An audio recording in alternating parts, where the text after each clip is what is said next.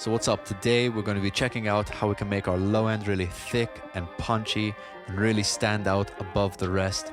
We're going to be diving into this drill beat I made, and then we're going to be breaking down the techniques. And with that said, let's check it out.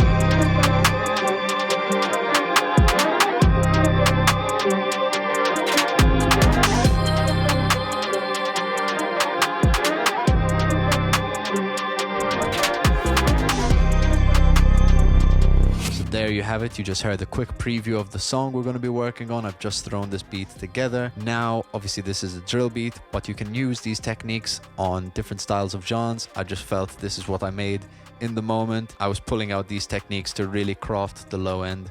So I figured we might as well talk about it because maybe some of you could really benefit from these ideas. So with that said, welcome back to the channel. Chris here. Thank you guys for stopping by. As you can see, we're in the new space. This is the first video of the new studio, so I'm very excited to be working here. But saying that, it is going to take a bit of getting used to, even for me, setting up the camera, the lighting. All of this is probably going to change over the next couple of months, so please bear with whilst we figure out this room. But I'm very excited to be here. In particular, we've got a fresh set of monitors, which I'm rather enjoying right now. These focal twins, very thick, and I'm definitely getting another dimension of low end having them here. But I do still have my Dynaudios, and they are definitely my go-tos, but these are nice full frequency speakers, safe to say. But with all that out the way, if you enjoy this, don't forget to hit that like or subscribe. I'd love to know if you learned anything in the comment section, so feel free to leave something below. With that said, let's crack on with the techniques. So as you can see here, we don't have too much going on. I just have an 808, a sub, the main drums, and then this sample that I've taken from one of the count packs that I have. So in regards to the low end, we're mainly going to be looking at the 808, the sub, and the kick drum. There is a little bit of extra sauce that I've got going on to really tie everything together. Just make sure to stick around till the end for that. But diving into the low end, I'm going to start in this case with the 808 and the sub. As you can see here, I'm going to open these up. Don't actually have any processing going on either of them. My first instinct when I was crafting these sounds was particularly sound choice. Sound choice makes a huge difference for the quality of your productions and your mixes, and it will definitely take you most of the way there. So I'm just going to play in solo this 808, and this is what it sounds like.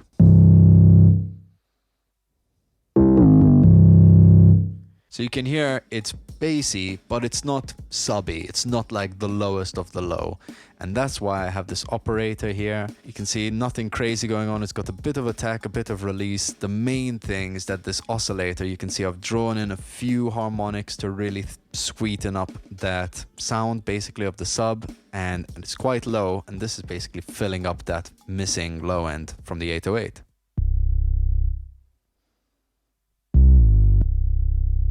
There's also a bit of glide on there, hence why you can hear it kind of sliding around a bit. But if I play these together, you'll hear how they work really well together.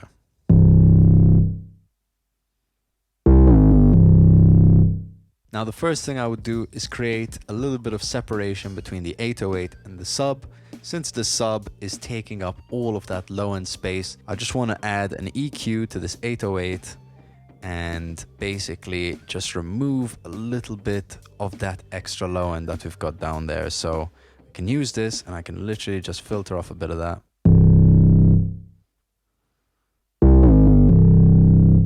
So like that, I know that this sub over here is definitely holding all of that low end. Now, if we take a look at the processing, I'm mainly processing the whole bass group bus. And you can see I've got 3 plugins going on here. I've got RBass, Saturator, and OTT. These are usually my defaults when I'm dealing with low end. I will get a bit of EQ involved just to sculpt a bit of space for the kick, but that usually comes after. These are the first ones that I just use to hype up the sound, get it, sitting where I really want it to feel good, and then I'll EQ from there. So just to check out what we're doing here, I've got RBass on default 80 Hertz, but then I've adjusted this intensity to a level where I feel like it's just giving me a bit of something. And let's hear what that sounds like. So I'm gonna turn all of these off for now, and then I'll turn on RBass and we'll work our way through the rest of the plugins.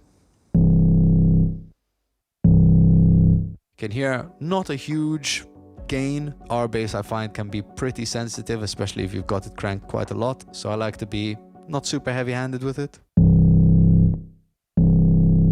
but just enough to give us a little bit of extra warmth. Next is saturator. Now, what I really like about saturator is you're adding harmonics. What that means is the sound in general is becoming a little bit sweeter, a little bit brighter, and this actually really helps it translate onto smaller speakers. I've got a little Ableton speaker here that is kind of my reference. If I wanted to hear maybe what it sounded like on a phone, you can always just bounce it out, listen to it on your phone, but it saves me that step. Basically, the saturator gives me a bit of those harmonics to just make these 808s and the subs poke out on smaller systems a bit better, and generally just sit in a bit more of a higher region than just bass. So let's hear what that sounds like.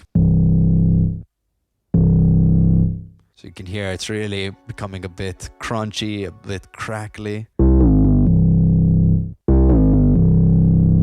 even just a bit more aggressive, and I'm really digging that crunchy sound we're getting out of there. And now finally, after all this, we've got OTT. And this is really that nice final touch to the bass. It's a very extreme compressor. This is what it looks like. And I am doing two things with it. I'm primarily pulling this downward compression pretty low, mainly focusing on the upward compression. And then I'm only using a little bit of depth. So you can kind of look at this as the amount, almost like wet dry, but it's not doing it in parallel. So we'll just call it the amount for now. So normally if I had this on full, 100%, you can hear it super hissy. It's going to be quite intense. It's a pretty cool effect, but not really what I'm looking for. So I'm going to pull this downward compression back down. You can hear we're getting a better response from that low end, but we still have all of this hiss coming through. So let's just dial that back ahead on about 14%. And like that, it's giving us all of this additional intense compression, but way less, and just literally giving us a little bit more character to the bass and 808s. Really starting to make it stand out, poke out above the rest of the mix. So that's our bass. I would lastly follow this up with an EQ. I personally like to add a little scoop at around 60 Hertz because that's where the kicks normally live. I don't like to be too heavy-handed with this because the low end in this style of music is usually quite important, and I do want to create a bit of space without necessarily taking away that hefty feeling. But at least like this, it creates a bit of room for the kick. So now that's really starting to sculpt an area for that kick to live. So moving on to the drums. Again, right now, don't really have anything going on processing wise. All the tracks are blank, but I have a couple of plugins on my drum bus. And again, this is usually when I need to act a bit quick, just to get a bit of inspiration going, get a bit of that finalized sound without doing too much. Once again, sample choice is hella important. Just make sure you're working with sounds that you would necessarily find in these kind of styles, and that will take you most of the way there. What I'm doing here is, again, just sweetening these sounds and making them really sit together in the low end. So first thing on my list, I'm using the Shadow Hills mastering compressor. This I find gives me two things. It gives me compression, but it also gives me a really nice tone. And bear in mind, this is working on the whole drum kit. So if I had to play just all the drums soloed, it sounds like this, with no plugins on, by the way.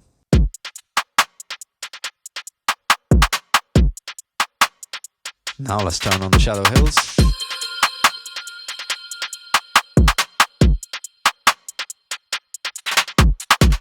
So you can hear getting a bit of compression, those drums are starting to squash a bit, but we're also getting a bit of tone, a bit of character. I'm hearing a little bit of that mids, high mid starting to creep through a bit. So I'm just going to turn it off and on just so you can hear that.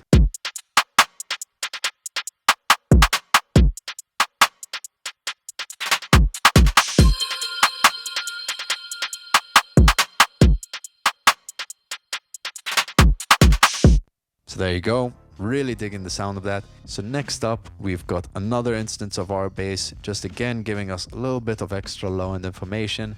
This time I've got it set to 60 Hertz because that's more or less where the kick is living. But you can see I'm doing quite a fair bit less, if not, you know, half the amount I'm using on the bass. But I'm going to turn it off and we'll hear what it sounds like off and then on.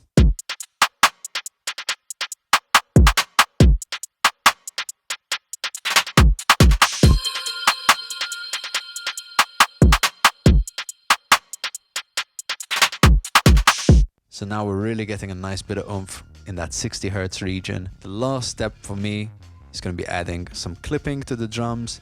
And this is again doing a couple of things. It's reducing those dynamics, making all those peaks squash down a bit, but it's in turn actually giving me a bit of headroom on the volume overall throughout the mix, because since the peaks of my drums, all those heavy transients, aren't necessarily coming through, it means that my drums are in turn becoming a bit louder whilst being a bit quieter. The perceived loudness becomes more, and that also means that my limiter on my mix bus isn't working as hard, which means I can also drive it a bit more. So I'm getting a slightly louder mix with less work, which is great.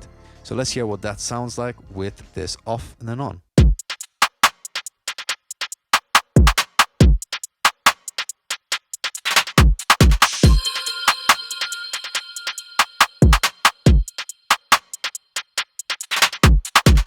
So there you have it. I'm just going to quickly play the drums and the bass without the plugins, and then with the plugins, and we'll just hear what the difference is.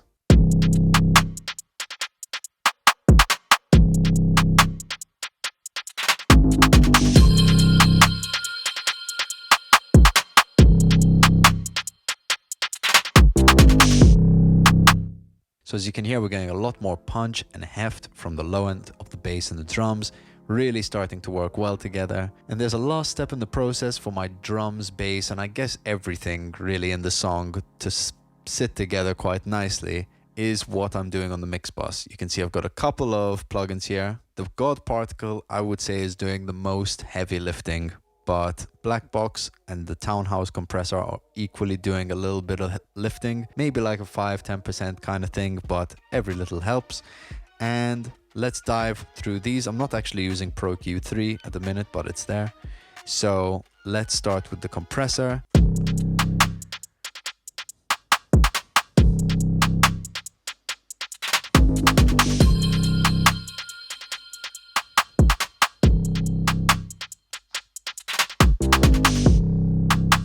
Next, we've got Black Box. I really like Black Box. It's basically a form of saturation, so you can use other means of saturation. I just personally really like this one.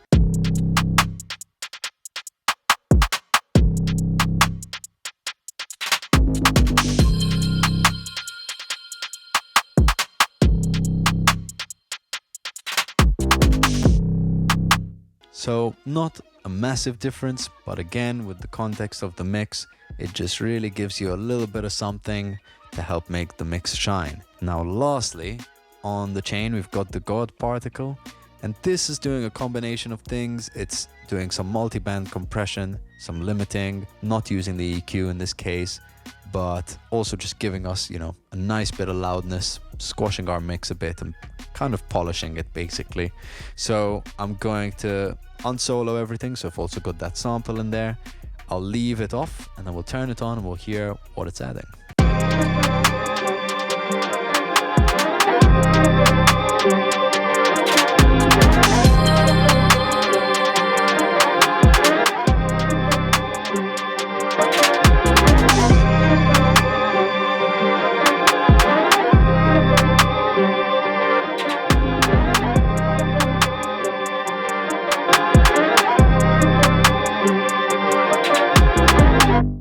So what I really like about this plugin is particularly the multiband. It's making all the different frequencies really just sit at a nice position, and it even gives me kind of a little heads up of where everything should be sitting more or less. I like to use it as a good form of metering. The limiter also sounds really good. I think it's equally just putting stuff in a really nice position, more or less where I like it to sit. But that's basically it for today, guys. Thank you very much for watching. If you enjoyed this, don't forget to hit the like and the subscribe button. The support really helps. Also, if you learned a thing or two, let us know in the comment section below. I'd love to start a discussion about this. If you have any techniques that you like to use yourself, I'd love to know what they are, so don't forget to let us know below. Once again, I've been Chris Vella, and I'll see you guys on the next one.